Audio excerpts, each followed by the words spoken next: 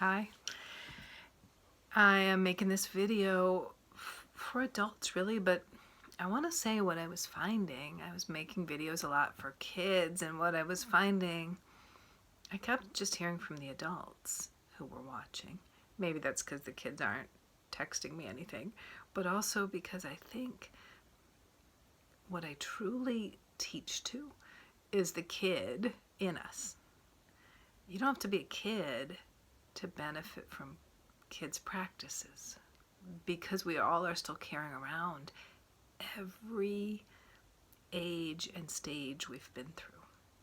And so the adult self that's going through this time understands. The adult self is doing the stuff, is taking care of business. But the kid selves in us are sometimes kind of pissed off and reacting and misbehaving and feeling uncared for. All that stuff comes up.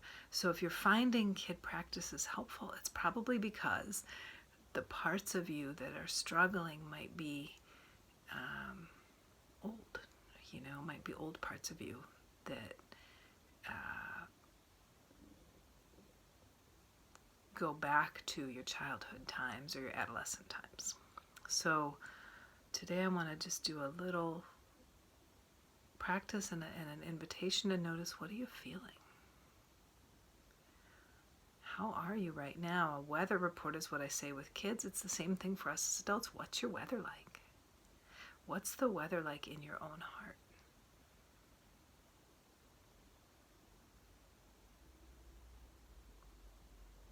Notice and share it with me if you want. And the other thing is, in times like these, especially when we're working with the inner kid, there's a tendency to want to, or to naturally push blame outward and responsibility outward. I want someone to help. I want someone to save me. I want to blame somebody. And it's a really important time to feel that, of course, to feel the stuff that comes up, but to remind ourselves, I'm in charge of how I relate to this. There's nobody that can force me to sit down and meditate, even though I know I should.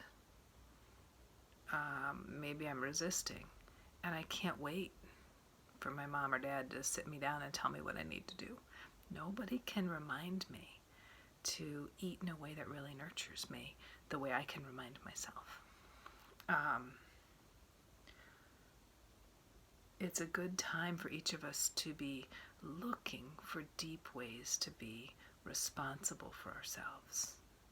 And that might mean really noticing, where am I called to give and serve other people,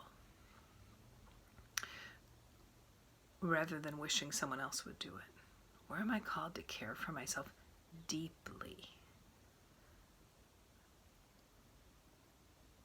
Where am I waiting for somebody to make this work?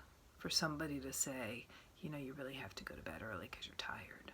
Or it's going to really help you to go for a walk today. When we can meet ourselves with that wise knowing, and then just be gentle with the kid self that's in there being like, yeah, but I don't want to go for a walk. And sometimes it's like we've got a lot of voices in there. Sometimes we just gently coax, yeah, I understand, but let's just get those shoes on. Like you would say to a little kid. When we can recognize all of the tender parts of ourselves on the inside and still greet them as the parent that we wish we had right now. The wise, loving voice that says, oh, I hear you, sweetie. Yeah, let's get that first shoe on. Do you want me to tie it for you? Yeah, I can tie your shoe. Or whatever we are called to. It might not be a walk for you. For me, I have to be outdoors, or I just don't feel like myself.